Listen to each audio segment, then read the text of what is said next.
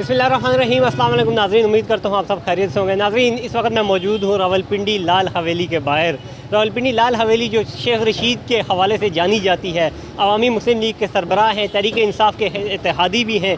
वो तो गुज़िश्ता एक हफ़्ते से उन्हें अगवा कर लिया गया था, वो तो मौजूद नहीं है। उनके जो वकला हैं वो इस वक्त अदालत में मौजूद हैं और लाल हवेली के हवाले से केस जो है पटिशन फ़ाइल की गई थी, उस हवाले से दलाइल जारी हैं। लाल हवेली की अगर बात की जाए तो आज सुबह 6 बजे इसे सील किया गया था। एलीट फ़ोर्स के नौजवान जो हैं वो इस वक्त भी तैनात हैं। लाल हवेली इस वक्त मुकम्मल तौर पर सील है, कोई भी गैर मुतल्लिक़ा अफराद लाल हवेली के इर्द गिर्द नहीं है। एलीट फ़ोर्स की अगर बात की जाए तो एक गाड़ी भी कैमरा मैन आपको दिखा सकते हैं पीछे मौजूद है, वो सिक्योरिटी पर मामूर है और लाल हवेली की सिक्योरिटी इस वक्त भी एलीट फ़ोर्स के हवाले की गई है। अगर बात की जाए लाल हवेली की तो उसे सील कर दिया गया था, सुबह से ये सील है, सुबह 6 बजे इसको ऑपरेशन किया गया था। और यहाँ पर लाल हवेली के बाहर एक बड़ा नोटिस बोर्ड भी लगा दिया गया है जिसके हवाले से ये कहा गया है, उसमें ऊपर ये लिखा हुआ है कि ये जो लाल हवेली थी इस पर कब्ज़ा किया गया था, अब ये कब्ज़ा जो है छुड़वा लिया गया है और वापस सरकार की तहवील में इस हवेली को ले लिया गया है। और साथ ही ये भी लिखा गया है नोटिस में कि अगर इसके ख़िलाफ़ किसी ने इस कब्ज़े को छुड़वाने की कोशिश की या वापस कब्ज़ा करने की कोशिश की तो उसके ख़िलाफ़ FIR दर्ज करके